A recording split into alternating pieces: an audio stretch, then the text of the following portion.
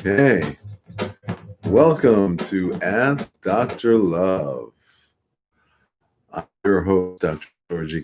Love, and you're listening to Ask Dr. Love podcast.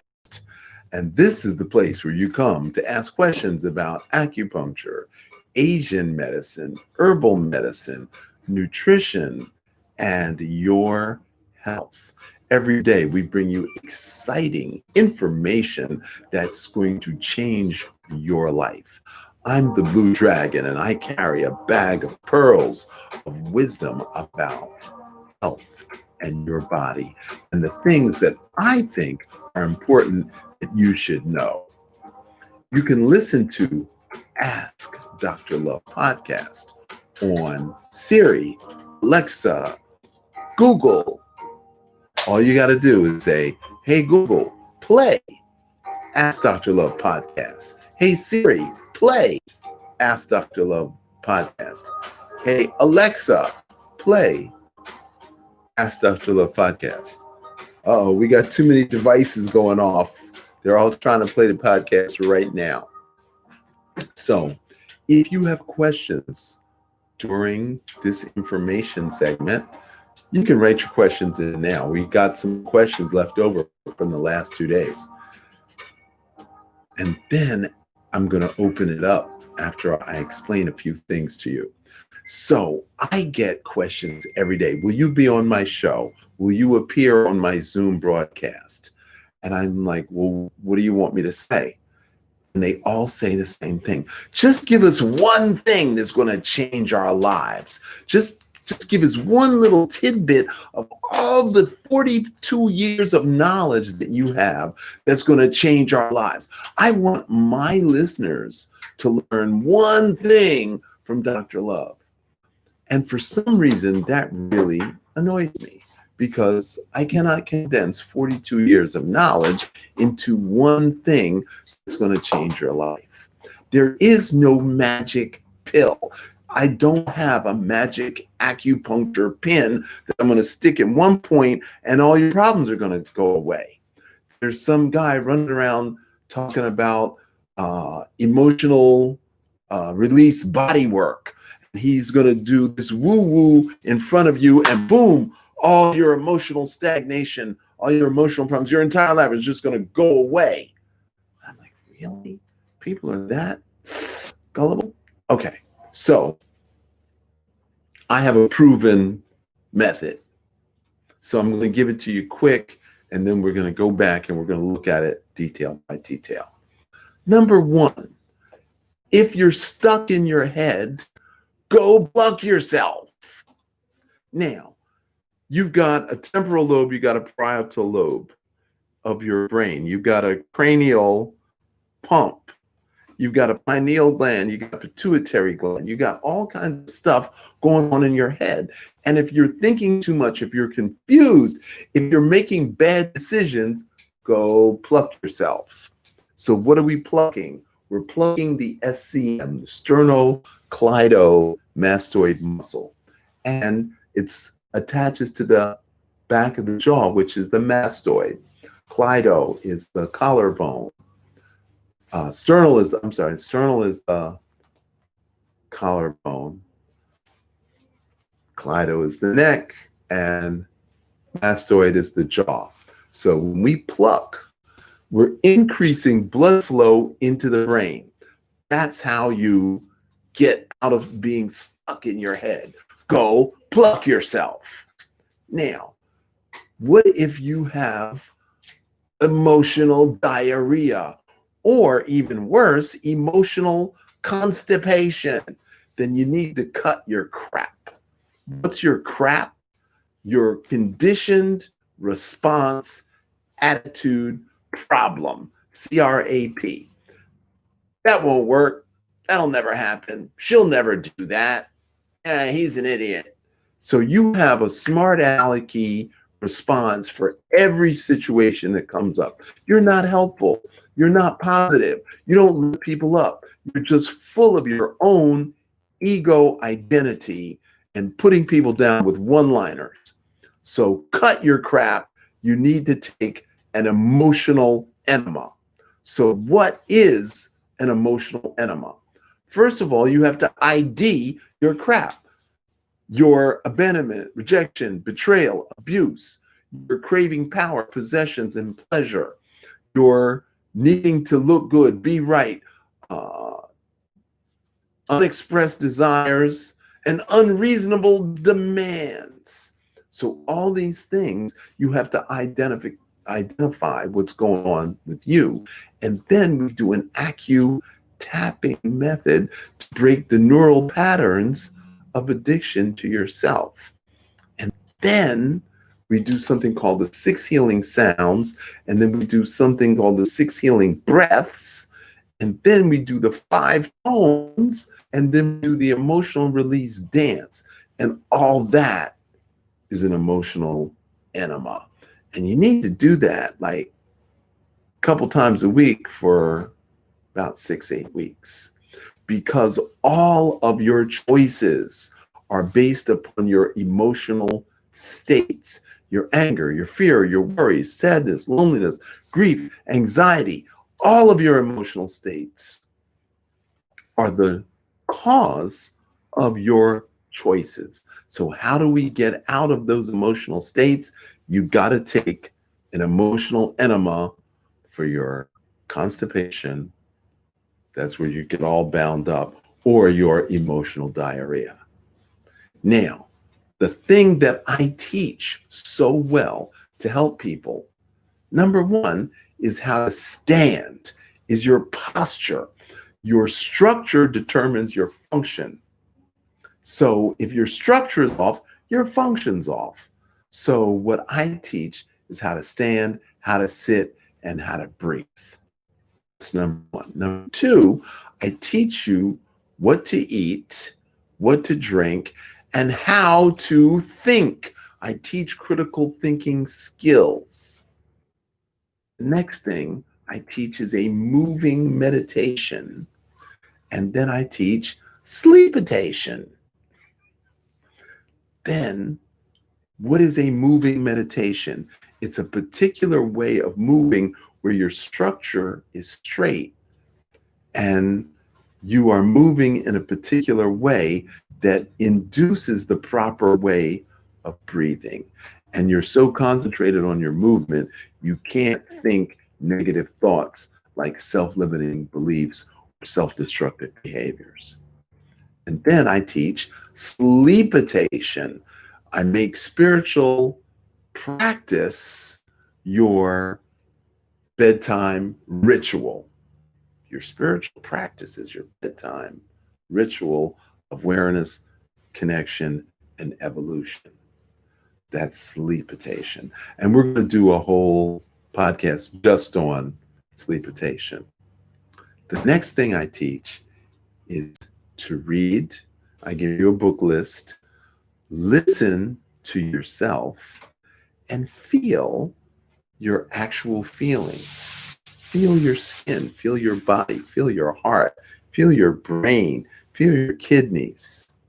Read, listen, and feel. And the last thing I teach you is how to love, how to dance, and how to heal.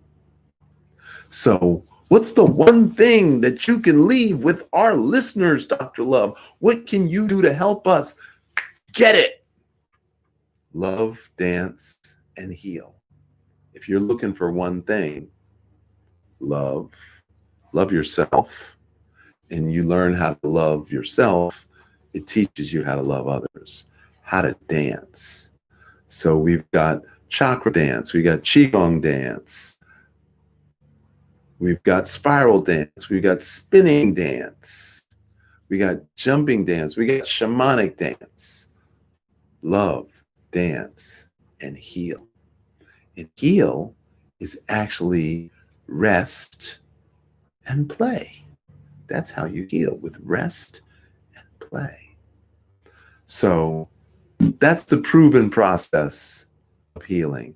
It cleans up the 3 filters that protect the heart: the kidneys, which filters all the fluids, the liver, which filters all the blood, and the spleen, which controls the entire lymphatic system, and your immune system. So if you're looking for the magic acupuncture pin, that's it in a nutshell. So now we're going to open it up for you to ask questions.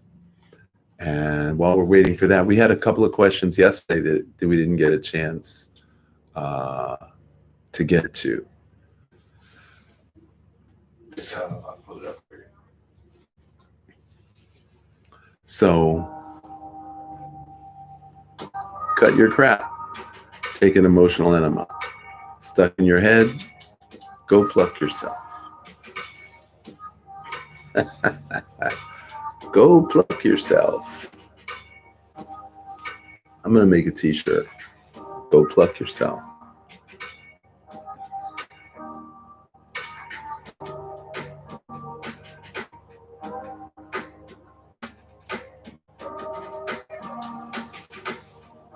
Okay. If you want to text me from your phone, text to 81010 at Ask Dr.Love from your cell phone, anywhere. You can text me and ask me a question. That's the best way to get in touch with me. If you want to make an appointment, ask a question about a family member, a situation. If you're in the doctor's office and you've got a really confusing diagnosis, if you're facing surgery, you can ask me anything. But the single most important thing you can do is to breathe. And I teach you how to sit and stand and how to breathe, how to eat, drink, and think. Moving meditation and sleeping meditation. Read, listen, and feel. Love, dance, and heal. Are you ready for the first question? I'm ready for the first question. So I have been celibate for 13 years. So I guess my hormones are messed up. Is that correct? And what should I have been taught about the health side of celibacy? Okay, so what is the health side of celibacy? And if you've been celibate for 13 years, are your hormones messed up? Absolutely. Okay, was that a man or a woman? Or It's a woman. It's a woman. Okay. So it is much worse for a woman to be celibate than a man because your hormones are dependent upon touch. There's something called interstitial fluid. This fluid is below the surface of the skin. This fluid is part of the endocrine system. Guess what? The fat around your organs is also part of the endocrine system. They produce hormones that either help you or hurt you. So you need to be touched. Women need to be touched. Just like you pet a cat or a dog, you need to pet women. Women need 20 minutes of non-sexual touch a day. I'm going to say it again because I don't think you heard me. 20 minutes of non-sexual touch every day. Now, if you're in a relationship, you sleep in the bed with somebody, you're going to get your 20 minutes of non-sexual touch. Don't have a roommate, you don't have somebody you live with, you're going to need some hugs. And those hugs need to be 20 seconds. So if we're talking about 20 minutes of non-sexual touch, then how many seconds? That's 30. Yeah, it's 30 hugs. That's 60 hugs. I'm sorry. Yeah, that's 60 hugs you're going to need a day if you're going to get 20 minutes of non-sexual touch. That's what a woman needs. Now, the hormones are produced in the Jing field from what it is that you eat. So your Jing field requires belly rubs. Everybody likes belly rubs. Everybody likes belly rubs. So maybe you could rub your own belly before and after each meal. Maybe you could do 20 circles of your own belly before and after each meal. Perhaps you could rub up your arm and down the inside. Rub up the outside, across the neck, across the jaw, and down the inside. Perhaps you could do that. So you could do up the outside, back, across the neck, down the chin, and down the front.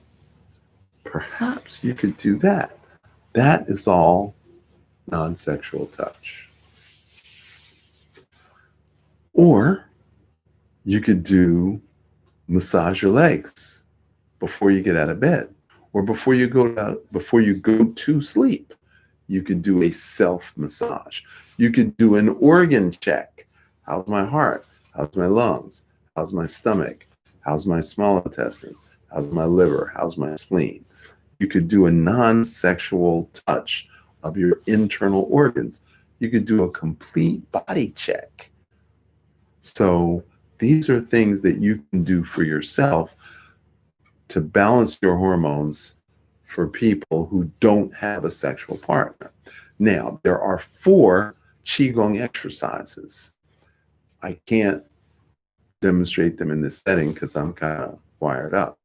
But if you join the class, loveqigong.com, I teach all 4 of those sexual qigong exercises as part of the Boost Your Immune system.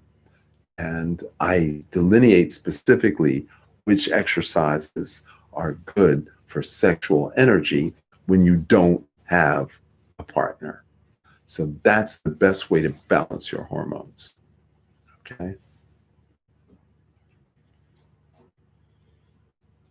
Next question is, do cold showers help with traumatic stressful effects on the nerves? Breathing weak. Do cold showers affect traumatic stressful effects on the nerves? Traumatic stressful effects. Okay, traumatic. Cause you to breathe weak. Breathe weakly. To breathe weakly. No, cold showers is really a good thing for you. If you take a cold shower, it forces the internal body to heat up. Yes, it's a good thing. Taking cold showers is a really good thing. Tony Robbins has a cold pool next to his bedroom, and he sets the temperature at 50 degrees. Now, I went in the ocean this morning. It was about 68, 70 degrees when I went into the ocean this morning. And that's cold. That's cold for us. But if you jump into a 50-degree temperature, it's really, really good for your heart and your circulation. So that's something that Tony Robbins does every day. And he told me personally, every morning I get up and I'm thinking, I'm going to skip it today. He has to literally talk himself into doing it, even though he had it built, even though he knows it's the best thing for him. And Tony is like 6'8". He's a big guy. He has to talk himself into doing it. So taking a cold shower, you've got to work at it. You got to talk yourself into doing it. Next question is, what are the best qigong exercises before bed for a peaceful rest? Well, the best qigong exercises is sleepitation. And that's where we do a deep breathing followed by chanting for 10 to 20 minutes.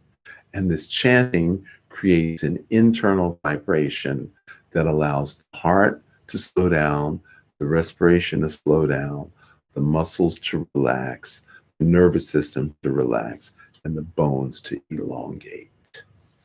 So breathing and chanting, meditation is the best thing to do before you go to bed in order to develop really great sleep.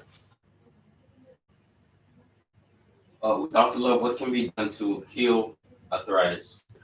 What can be done to heal arthritis? Okay, so arthritis in the fingers, in the wrist, in the elbow, in the shoulders, in the hips, in the knees, in the ankles, in the toes. The best way is dependent upon where the arthritis is.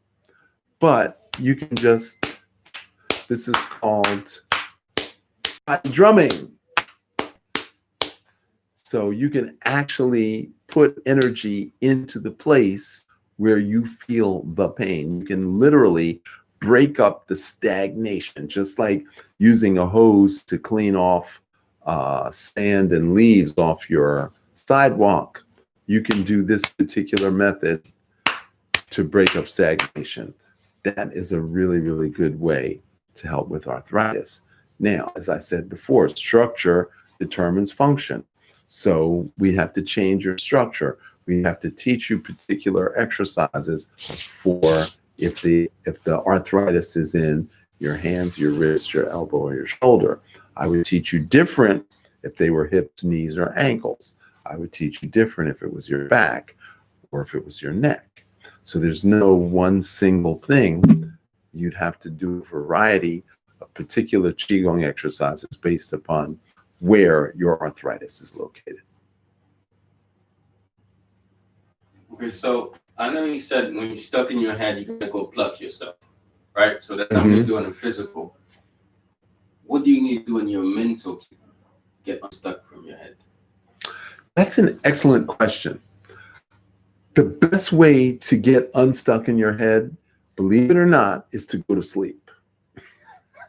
And that's so hard when your brain is racing. How am I going to go to sleep? So that's why we do sleepitation. That's when you do the breathing. That's when you do the slowing down. Because when your physical body gets a chance to slow down, then your brain actually gets a chance to slow down. So where do you go when you go to sleep? The answer is you go to God. So you've got beta, which is waking state. That's when your brain is in a frenzy. Then alpha is what we call the hypnotic state. Then theta is what we call the healing state. And then we go into delta, which is the deep sleep. And that's when your brain slows down to 0 to 3 cycles per second. And that's our objective, is to get into delta. And that's where we meet God. And then from delta, we go back to theta, which we call the genius state, because you gain information when you go to God. Then we go into alpha, which is the dream state. We wake up briefly, and then we fall back asleep. Then you wake up, and then you fall back asleep. And you do that 4, 5, 6 times every night. You wake up and then fall back asleep. So as you're transitioning from alpha to theta to delta, back to theta, back to alpha, as you're in that state, that's when you can alter the subconscious program that allows you to either make better choices or bad choices. So when you're stuck in your head, go to sleep, go to God.